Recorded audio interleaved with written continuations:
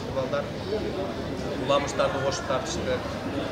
Буюрса бул чынында эле Кыргызстандын тарыхында биринчи жолу уламыштарды экрандаштырып, көркөмдөп тартылган тасма болду.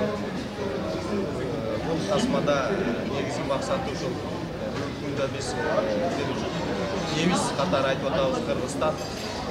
Кыргызстандын келечеги туризмде деген девизди көтөрүп атабыз. Чынында эле биздин Кыргызстаныбыздын 94% тоо жери, тоолуу жер экен, жаратылышы тооз экен. Эмне себептен ошол нерселерди көргөзүп биз туризм багытын өнүктүрө албайбыз деген дагы тема көтөрүлөт бул жерде. Кудай буйрса ошол максатыбызга жеттик деп бүгүндө биз мындай жагында ыраазы болуп атабыз. Тасмабызды жабык эшигинде буга чейин да бир тартуулап көрдүк. Кинодо ошол жерде дагы абдан жакшы бааларын беришти, бизге сыйлыктарын беришти.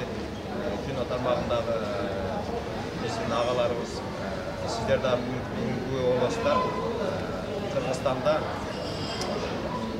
бүң продукциясынын 5% гана туризм берет.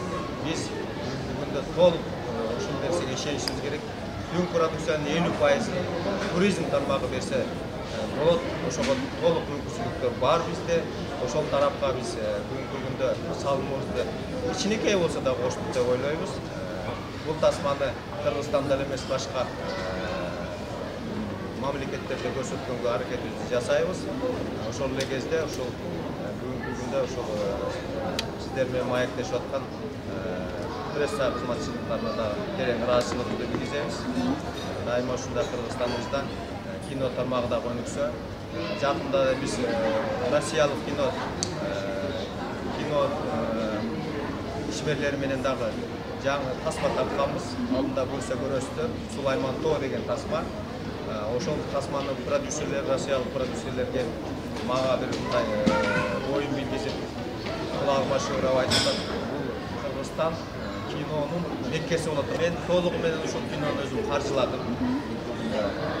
Буюрса бул дагы абдан бир жаш балдар деңгээлде ишенип каржыладыңыз дегенде суроолор болуп атат мага.